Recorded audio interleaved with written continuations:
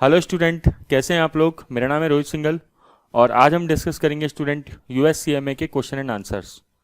किसके sir? USCMA part 2 के section E के। आपको पता होगा पार्ट 2 जो है पार्ट 2 में सेक्शन ई जो है वो इन्वेस्टमेंट डिसीजंस का है। तो आज हम इन्वेस्टमेंट डिसीजन के कुछ क्वेश्चन एंड आंसर डिस्कस करेंगे क्लास में। इन्वेस्टमेंट डिसीजन क्या होता है? Capital budgeting, right.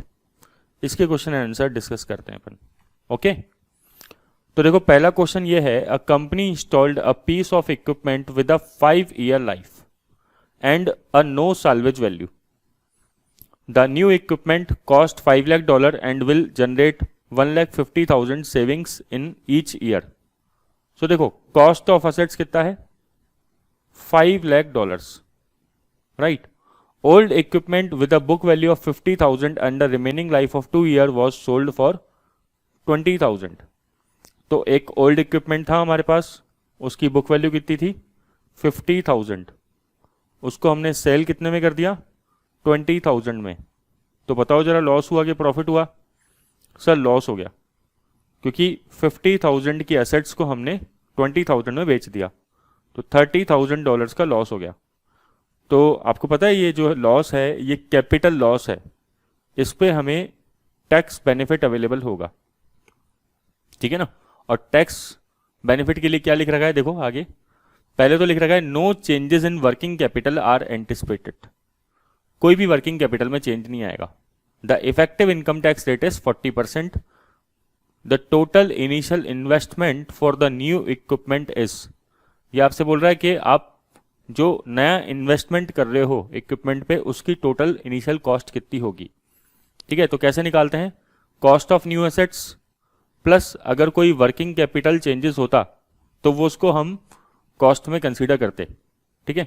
बट आपको पता होना चाहिए कि वर्किंग कैपिटल लास्ट ईयर में जाके रिलीज भी हो जाती है, मतलब उसका इनफ्लो होता है। तो स्टार्टिंग के ईयर में वर्किंग कैपिटल आउटफ्लो होता है, लास्ट ईयर में इनफ्लो हो जाता है।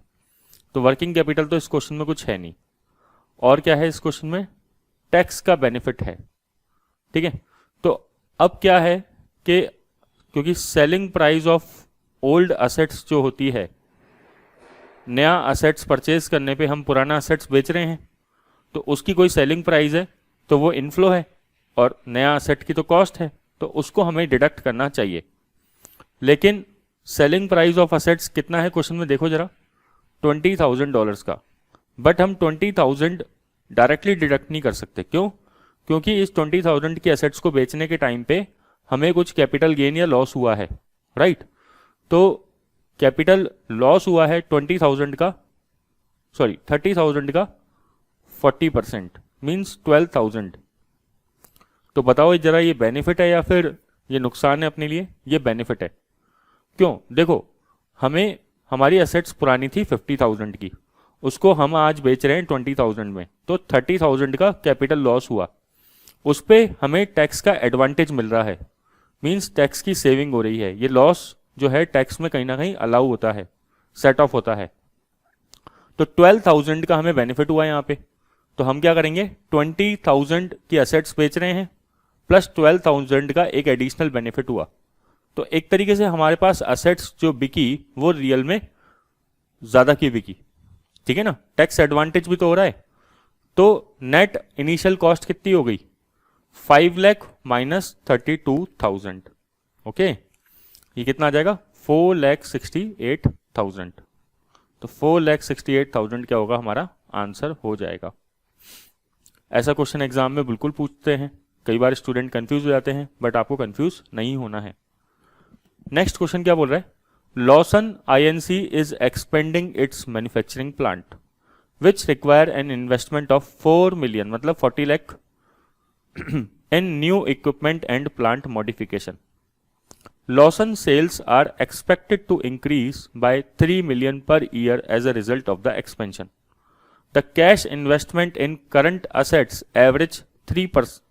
The cash investment in current asset average 30% of sales. इसका क्या मतलब है स्टूडेंट? यही तो है वर्किंग कैपिटल इन्वेस्टमेंट। होता क्या है, जब भी हम कोई असेट्स खरीदते हैं, ठीक है, तो उसको असेट्स को मेंटेन करने के लिए, क्योंकि हम असेट्स परचेज कर रहे हैं तो उससे कोई ना कोई प्रोडक्शन भी होगा, तो उसमें रॉ मटेरियल भी रिक्वायर्ड होगा, फिर रॉ मटेरियल से फिनिश गुड्स बनेगा, फिर उसको हम बेचेंगे तो डेटर्स भी बनेंगे कल को। तो इसलिए होता क्या है कि वर्किंग कैपिटल भी रिक्वायर्ड होती है ना। बट वर्किंग कैपिटल एक ऐसा इन्वेस्टमेंट है, जैसे जैसे डेटर्स में पैसा लगा, स्टॉक में पैसा लगा, कुछ कैश हमने होल्ड करके रखा, ये सारा पैसा लास्ट में जो ईयर होगा, जिस ईयर में हमारा असेट्स हम बेच देंगे, फिक्स असेट जो है उसको हम सेल कर देंगे, तो वर्किंग कैपिटल का अमाउंट फुल्ली रिलीज हो जाएगा। समझ में आया? And account payable and other current liabilities are 10% of the sales. तो ये बोल रहा है कि जो करंट लाइबिलिटीज है वो 10% ऑफ द सेल्स है। तो ये बोल रहा है what is the estimated total investment for this expansion. बताओ कितना टोटल एस्टिमेटेड एक्सपेंशन कॉस्ट आ जाएगी। तो एक तो इनिशियल कॉस्ट जो है असेट्स की वो 4 मिलियन है, ठीक है, 3 मिलियन की तो सेल है, प्लस वर्किंग कैपिटल कुछ ना कुछ रिक्वायर्ड है, असेट्स परचेज कर रहे हैं, तो 30% of sales current assets means कितना, 3 into 30 means 9 million. Okay, 0.9 million, 3 into 30 0.9 million, 3 into 30% है ये। और उसमें से हम करंट लाइबिलिटीज वाला प्रोपोर्शन ऑब्वियसली लेस करना पड़ेगा, तो 3 मिलियन इंटू 10% मीन्स 0.3 मिलियन, तो ये हो गया 0.6 मिलियन। मीन्स हमारे पास टोटल इन्वेस्टमेंट जो रिक्वायर्ड होगा वो होगा 4.6 मिलियन। ओके, ये आंसर क्या हो जाएगा, सी। ये देखो मैंने इसका सॉल्यूशन भी करके दे रखा है, ये खुद का है, ठीक है। नेक्स्ट क्वेश्चन है, a capital investment project has the following expected incremental value. Incremental value क्या होता है, मतलब एडिशनल वैल्यू आपको गिवन है क्वेश्चन के अंदर, ठीक है ना। रेवेन्यू दे रखी है 10 लाख की, ऑपरेटिंग कॉस्ट दे रखी है 2 लाख की, डेप्रीसिएशन दे रखा है 3 लाख का, इनकम टैक्स रेट है 25%, 25%।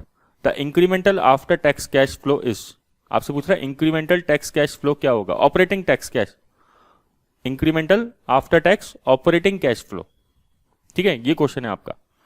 तो अब क्या करेंगे भाई, सबसे पहले आप पकड़ो रेवेन्यू, ये आपसे ईयरली एक तरीके से बोल रहा है कैश फ्लो आफ्टर टैक्स बता दो, तो सबसे पहले पकड़ो रेवेन्यू कितना है 10 लाख का, उसमें से लेस कर देते हैं ऑपरेटिंग कॉस्ट, ऑपरेटिंग कॉस्ट कितना है 2 लाख का, फिर लेस कर देते हैं डेप्रीसिएशन। हमेशा ध्यान रखो कैपिटल बजटिंग चैप्टर में, मतलब इन्वेस्टमेंट एनालिसिस चैप्टर में डेप्रीसिएशन डिडक्ट करते हैं, ठीक है। सर क्यों डेप्रीसिएशन डिडक्ट होता है, क्योंकि डेप्रीसिएशन जो है वो भले ही एक नॉन कैश एक्सपेंस है, बट उससे हमें एक टैक्स एडवांटेज मिलता है, ठीक है ना। तो डेप्रीसिएशन एक नॉन कैश एक्सपेंस है, हम इसको स्टार्टिंग में माइनस कर रहे हैं, बट क्या होगा जब हम टैक्स वगैरह माइनस कर देंगे तो प्रॉफिट आफ्टर टैक्स आ जाएगा, इसलिए हमें दोबारा एड बैक करना पड़ेगा डेप्रीसिएशन को, ठीक है ना। तो ये सब कॉन्सेप्ट वैसे अपन क्लास में ले चुके हैं ऑलरेडी, बट मैं केवल आपको क्वेश्चन कराते समय थोड़ा थोड़ा रिवाइज कराने की कोशिश करूंगा। प्रॉफिट आफ्टर टैक्स निकाल लेते हैं। देखो हमेशा स्मार्ट काम करना चाहिए, पीबीटी में से टैक्स लेस करके दिखाने की कोई जरूरत नहीं है, ठीक है ना, कि अपन, क्योंकि एग्जाम ज्यादातर एमसीक्यू है, ठीक है, और ऐसे टाइप क्वेश्चन है उसमें भी आपको शो करने की जरूरत नहीं है, आप डायरेक्टली प्रॉफिट आफ्टर टैक्स लिखो। क्लियर, तो प्रॉफिट आफ्टर टैक्स 375 हो गया। अब उसमें क्योंकि ये प्रॉफिट आफ्टर टैक्स आया है अभी, तो अब क्या बोल रहा था question, incremental after tax operating cash flow. आपसे ये नहीं बोल रहा कि ऑपरेटिंग प्रॉफिट आफ्टर टैक्स बता दो, ये प्रॉफिट आफ्टर टैक्स हो गया, ये बोल रहा है कि ऑपरेटिंग कैश फ्लो बताओ जरा। तो कैश फ्लो क्यों नहीं कहलाएगा ये 375, क्योंकि इसमें से डेप्रिसिएशन डिडक्टेड है, ठीक है ना, नॉन कैश एक्सपेंस डिडक्टेड है, तो इसलिए हमें डेप को दोबारा ऐड करना पड़ेगा, ठीक है। तो 675 इसका आंसर होना चाहिए, ए आंसर। देखो ये इसका मैंने टेबल खुद ने बनाया है। Next question, the management of a company is considering making a capital investment to acquire a machine for its manufacturing facility at a cost of 6 lakh euro. तो कंपनी एक असेट्स एक्वायर करने का सोच रही है, कंसिडर कर रही है, और 6 लाख यूरो की कॉस्ट है। Machine has a useful life of 5 years, zero salvage value at the end of the useful life. कोई इसमें स्क्रैप वैल्यू नहीं है, तो स्क्रैप वैल्यू जीरो। ठीक है। फिर the management of the company uses the straight line method depreciation for all the machinery acquired. ठीक है। How much would the company annual tax saving be upon acquiring the machinery if the company income tax rate is 30%। ध्यान से question पढ़ो, क्या बोल रहा है आपसे, कंपनी का एनुअल टैक्स सेविंग पूछ रहा है आपसे। How much would be the companies annual tax saving. तो 6 लाख डिवाइडेड बाय 5, एक साल का डेप्रिसिएशन कितना हो गया, 1,20,000 का 30%। क्यों? क्योंकि 1,20,000 डेप्रिसिएशन है और इसी पे तो हम टैक्स सेविंग करेंगे ना, तो ये होता है 36,000। 12 इंटू 3 36,000। तो आंसर ये हो जाएगा। ओके। नेक्स्ट क्वेश्चन पढ़ते हैं student. All of the following would increase the present value of incremental tax saving associated with the depreciation of an assets except a decrease in. क्या पूछ रहा है आपसे कि क्या चीज इंक्रीज कर देगी, क्या इंक्रीज कर देगी, present value of tax benefit of depreciation. इसको सिंपल भाषा में पढ़ें तो present value of tax benefit of depreciation. Okay. क्या चीज इंक्रीज कर देगी, ठीक है, कब, अगर ये चारों में से कोई भी चीज डिक्रीज हो। एक्सेप्शन क्या है इसका, ठीक है। अब आपको बड़ा कंफ्यूजिंग लगा होगा, ये लाइन समझने वाली लाइन है। जैसे आप देखो, एक एसेट है, उसकी कॉस्ट है 1 लाख, लाइफ है 5 years की, ठीक है। इनकम टैक्स के हिसाब से डेप्रिसिएशन जो आया स्ट्रेट लाइन मेथड के हिसाब से वो आया पर एनम 20,000, ठीक है। टैक्स रेट चल रही है 30% की। तो हर साल सेविंग्स कितना हुआ टैक्स से, बताओ। टैक्स में डेप्रिसिएशन की वजह से 6,000 का सेविंग हुआ हर साल। तो इसको फिर हम क्या करते हैं, इसकी प्रेजेंट वैल्यू निकालते हैं, पी फैक्टर से मल्टीप्लाई करते हैं। तो आपसे क्या बोल रहा है, ये अमाउंट जो है टोटल मल्टीप्लाई करने के बाद, ये अमाउंट कब बढ़ेगा, जो भी मल्टीप्लाई करने के बाद जो फाइनल फिगर आया इससे पी फैक्टर से जो भी मल्टीप्लाई करने के बाद कब इंक्रीज होगा, अगर इन चारों को डिक्रीज कर दिया जाए तो, ठीक है ना। लेकिन उसका एक एक्सेप्शन बताना है आपको, ठीक है। जैसे देखो, अगर इनकम, अब सोचना जरा, अगर इनकम टैक्स रेट डिक्रीज कर दिया जाए, अगर इनकम टैक्स रेट 30% की जगह मान लो 10% कर दिया जाए, तो हमें टैक्स का बेनिफिट डेप्रिसिएशन का ज्यादा मिलेगा कि कम मिलेगा, सोचो। ऑब्वियसली कम मिलेगा। क्यों? हमें डेप्रिसिएशन का टैक्स बेनिफिट ज्यादा कब मिलता है, अगर टैक्स रेट ज्यादा है तो, ठीक है ना। तो यही तो पूछ रहा है ये, except a decrease in the. तो अगर मान लो इनकम टैक्स रेट को हम डिक्रीज कर दें तो हमारा प्रेजेंट वैल्यू जो है डेप्रिसिएशन का, वो present value of tax benefit of depreciation, वो इंक्रीज ना होके वो भी डिक्रीज हो जाएगा। तो एक्सेप्शन ही तो पूछ रहा है ये, समझ रहे हो, ए आंसर होगा इसका। दूसरा और पढ़ते हैं जरा, डिस्काउंट रेट। अब डिस्काउंट रेट अगर डिक्रीज हुआ, ठीक है, डिस्काउंट रेट मान लो पहले था, पी फैक्टर था, सपोज करो, अब ये टैक्स रेट को तो हटाओ, पी फैक्टर था पहले 8%, अब पी फैक्टर हो गया मान लो 6%। पी फैक्टर कम हुआ, जब भी पी फैक्टर कम होता है तो जो वैल्यू आती है लास्ट में मल्टीप्लाई करने के बाद, वो हमेशा ज्यादा आती है। याद है आपको? ऐसा क्यों? क्योंकि अगर हमारी पी फैक्टर क्या होता है, expected rate of return, cost of capital. अगर हमारी कॉस्ट ऑफ कैपिटल डिक्रीज हो रही है, ठीक है ना, मतलब हम एक्सपेक्टेशन कम कर रहे हैं, तो वैल्यू क्या आ रही है, ज्यादा आती है। क्लियर क्या? इसलिए, और इसको अगर मैथमेटिकली समझना चाहे कोई तो 1 डिवाइडेड बाय 1.08 करो और 1 डिवाइडेड बाय 1.06 करो। किस केस में वैल्यू ज्यादा आएगी? इस केस में वैल्यू ज्यादा आएगी। क्यों? इस केस में डिवाइड कम से हो रहा है, 1 कम टूट रहा है ना, डिवाइड कम से हो रहा है, 6 से डिवाइड हो रहा है, यहां पे 8 से डिवाइड हो रहा है। ओके, तो अगर डिस्काउंट रेट को आप कम कर दोगे तो present value of incremental tax saving associated with the depreciation क्या हो जाएगा, इंक्रीज हो जाएगा। बट हमें इसका एक्सेप्शन निकालना था, ठीक है। हम डिक्रीज किनको करने की बात चल रही है, या तो इसको डिक्रीज करो, इसको डिक्रीज करो, इसको डिक्रीज करो, इसको डिक्रीज करो, और इंक्रीज किसको करना है, present value of incremental tax saving associated with the depreciation. अब useful life of the assets को आप डिक्रीज करो, ठीक है। अब पहले असेट्स की लाइफ थी 5 ईयर्स की, सपोज करो, अब आप इसकी लाइफ को 1 ईयर कर दो, तो क्या होगा पता है आपको क्या होगा भाई, आपको जो बेनिफिट 5 साल में मिलने वाला था वो सीधा का सीधा पहले साल में मिल गया। ये तो मजा आ गया हमें। जो हमें पैसे 5 साल के अंदर धीरे धीरे मिलने वाले थे, अगर वो एक साथ फर्स्ट ईयर में मिल जाएं तो उससे बढ़िया बात क्या है।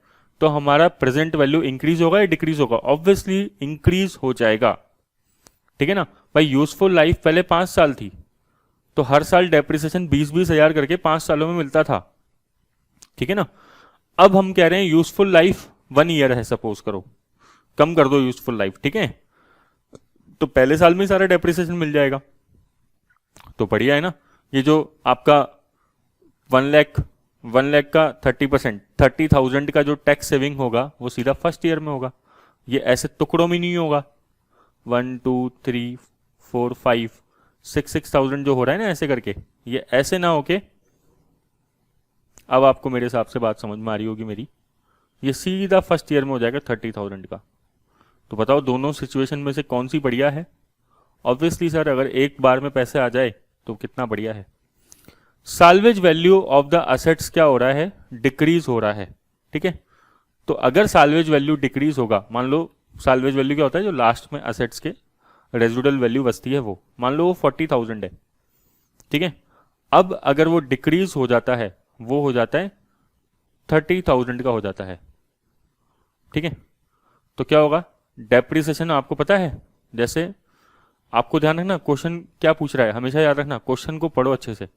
Incremental tax saving associated with the depreciation, मैं इसको थोड़ा सा मिटा देता हूं। अब मान लो 1 लाख की कॉस्ट है एसेट्स की, ठीक है, ध्यान से देखना आप अच्छे से, आपको समझ में आ जाएगा। पहले आप जो डेप्रिसिएशन के लिए स्क्रैप वैल्यू यूज ले रहे थे, मान लो 30,000 है, ठीक है, या 40,000 है, तो आपको डेप्रिसिएशन किस हिसाब से मिल रहा था, 1 lakh minus 40,000, 60 divided by 12, 60 divided by 5, 12,000 per annum का। अब क्या हुआ, अब मैंने कहा नहीं इसको डिक्रीज कर दो, तो ये आ जाएगा 14,000 per annum. Okay, 1 lakh minus 30 कितना होता है, 70 डिवाइडेड बाय 5, 14,000, राइट, 14,000 आ गया। अब पढ़ो देखो ध्यान से, all of the following would increase the present value of tax benefit associated with the depreciation except a decrease in. तो क्या डिक्रीज हो रहा है बताओ, अगर salvage value of the assets decrease हो जाए, ठीक है, तो देखो डिक्रीज हो गया ना यहाँ पे साल्वेज वैल्यू, तो आपका डेप्रिसिएबल अमाउंट जो डेप्रिसिएशन लगना है वो ज्यादा लगेगा ऑब्वियसली। तो डेप्रिसिएशन ज्यादा लगेगा तो आपका बेनिफिट, टैक्स बेनिफिट जो होता है डेप्रिसिएशन की वजह से वो ज्यादा हो जाएगा भाई। अगर डेप्रिसिएशन ज्यादा लगेगा तो टैक्स बेनिफिट भी ज्यादा मिलेगा, ठीक है। तो इसलिए इसका आंसर क्या होगा, ए। ये एक्सेप्शन पूछ रहा था आपसे, ठीक है। होप कि आपको चीज समझ में आ गई हो। Next question, depreciation is incorporated explicitly in the discounted cash flow analysis of investment proposal. बताओ भाई डेप्रिसिएशन को अपन क्यों इनकॉर्पोरेट करते हैं इन्वेस्टमेंट प्रपोजल के अंदर। It is a cash flow. बताओ डेप्रिसिएशन कोई कैश फ्लो होता है, नहीं, ये नॉन कैश आइटम होता है। It represent the initial cash outflow spread over the life of the investment. It is a cost of operation date can not be avoided. बताओ ऐसी ऑपरेशन कॉस्ट है कि जो अवॉइड नहीं कर सकते। It reduces the cash outlay for income tax. ये सही है भाई, इससे हमारा इनकम टैक्स क्या होता है, कम होता है, ठीक है। तो डेप्रिसिएशन हम क्यों इनकॉर्पोरेट करते हैं, क्योंकि हमें टैक्स का बेनिफिट होता है। क्लियर क्या। अब देखो, it represent the initial cash outflow spread over the life of the assets, इसलिए तो हम डेप्रिसिएशन को डिडक्ट नहीं करते कभी भी। बट डेप्रिसिएशन को डिडक्ट केवल किस लिए करते हैं, क्योंकि हमें टैक्स का बेनिफिट होता है, क्योंकि फाइनेंशियल मैनेजमेंट में प्रॉफिट जो है वो रिलेवेंट नहीं होता। डिसीजन हम किस बेसिस पे लेते हैं? कैश फ्लो बेसिस पे, प्रॉफिट पे नहीं लेते, ठीक है ना। इसलिए हम डेप्रिसिएशन को डिडक्ट करते हैं, क्योंकि हमें टैक्स का सेविंग्स होता है, ठीक है। और वापस से अगर आपको याद हो तो पहले प्रॉफिट बिफोर डेप्रिसिएशन टैक्स आता है, फिर डेप्रिसिएशन लेस करते हैं, फिर प्रॉफिट बिफोर टैक्स आता है, फिर टैक्स लेस करते हैं, फिर प्रॉफिट आफ्टर टैक्स आता है, फिर डेप्रिसिएशन एड बैक कर देते हैं। तो क्या निकल के आता है? Cash flow after tax, right. Add back करने पे कैश फ्लो आफ्टर टैक्स। तो पहले लेस किया, फिर बाद में ऐड कर दिया। क्यों किया? क्योंकि टैक्स का हमें एडवांटेज मिला, इसलिए। समझ में आया? तो हमने बिल्कुल छोटा सा वीडियो बनाया, 5-6 क्वेश्चन डिस्कस किया। आई थिंक 5 क्वेश्चन ही हुए होंगे टोटल डिस्कस, और इस तरीके से हम कोशिश करेंगे कि बीच बीच में डिस्कशन करते रहें। Thank you so much.